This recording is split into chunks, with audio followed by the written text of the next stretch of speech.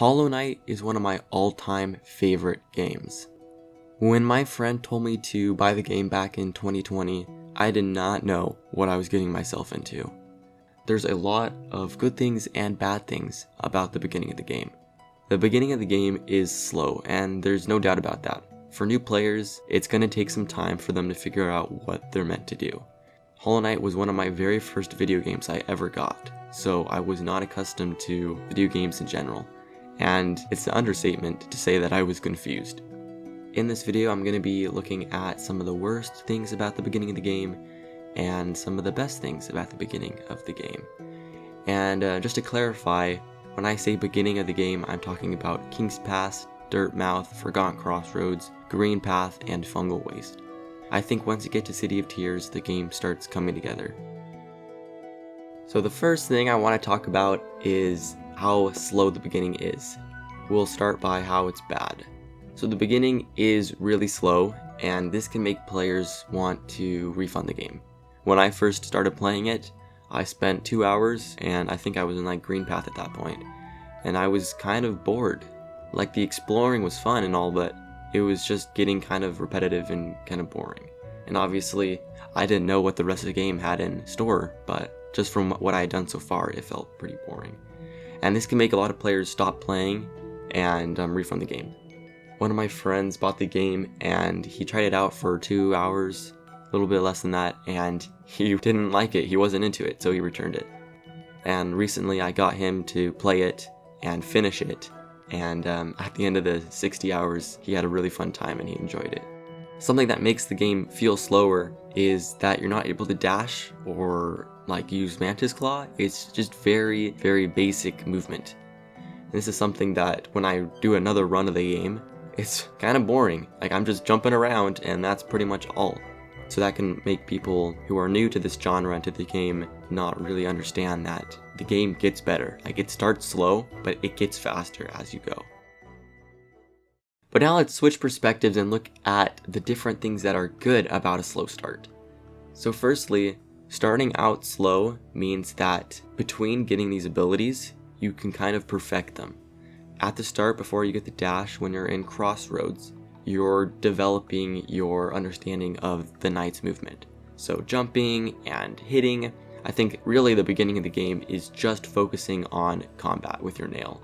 So it wants players to kind of understand how to use that and also how to jump. And then slowly you get introduced to more mechanics. Eventually you get Vengeful Spirit. Then you can use that for an hour or 30 minutes, depending on how long it takes for you to defeat Hornet. And then you get the Cloak. That opens up more areas and movement. I feel like spreading them out gives players time to appreciate them. So basically what I'm trying to say is the slow intro gameplay is really good for players to slowly get introduced to different aspects or different abilities of the game. Now the next con that the intro of the game has is it's confusing. Now I can especially vouch for this. When I first started the game, I was so confused. Once I got to Crossroads, I had no idea what to do. I was very new to the genre of Metroidvania, and that's probably why. When you start Hollow Knight, you don't have a map, you don't have a compass, you don't know where you are. You're just dropped in this world. And as I said before, this can make gameplay really slow because you don't know where you are, you don't know where you're supposed to go. It's all up to you. It's like an open world game, but you're also limited to your abilities. And for people who have played Metroidvanias before this, it's not that much of a problem because they know that if you persevere through the beginning, that you'll get abilities and it just becomes fun. But for players who are not experienced with that and don't understand the purpose of the game, it can be really confusing and boring and can make a lot of people stop playing. Now to look at the positives of the confusing start, well, basically, it leaves players up to figure out everything for themselves. It rewards exploration. If you truly explore all of Forgotten Crossroads, you're going to get Sly, you're going to uncover a lot of Geo, and it's just rewarding those who are exploring. And it's also kind of setting the stage for how the rest of Hollow Knight will be. Most of Hollow Knight is like the beginning of the game, where you're just dropped into this new area and you explore it. So for the beginning of the game, I know it's confusing, but for those who look at it as a sense to explore and understand, then it's good. Exploring for the first time in Hollow Knight is so rewarding because you don't know anything that's going to happen. the very beginning of the game, as long as you haven't seen spoilers or anything, everything feels unique and brand new.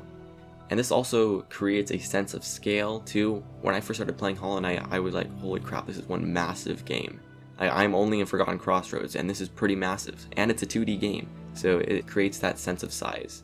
The good things about having minimal guidance is that every discovery you make feels like something that you did.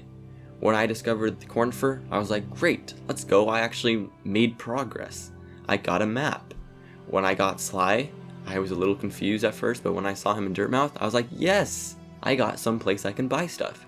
And then when I defeated Hornet and I got the dash, its minimal guidance means that every discovery you make feels like something that you've actually accomplished. It makes your perseverance to explore and discover feel better. It rewards it.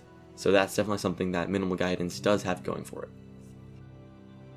This could be a separate section, but it goes in with the minimal guidance. But the beginning of the game feels so lonely. You start in this world and the music's great, but it's also kind of sad, and you're just exploring this world. It's just you playing as the knight. Even though later in the game game starts to pick up. But at the beginning of the game, I definitely felt pretty lonely. Something that's good about the loneliness aspect is that it really sets the tone for the kingdom and the downfall of the king and everything. You get introduced to how this kingdom works and the sadness that the people are facing because of the infection and the Pale King's death or whatever. It just sets the mood for the whole game.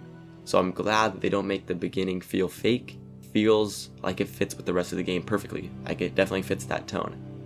And that's the video. I'm not sure what you guys would think about that, but yeah, I think Hollow Knight's slow start is pretty bad compared to the rest of the game.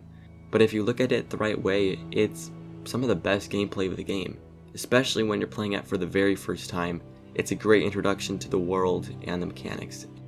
I'm planning on making more Hollow Knight content in the future.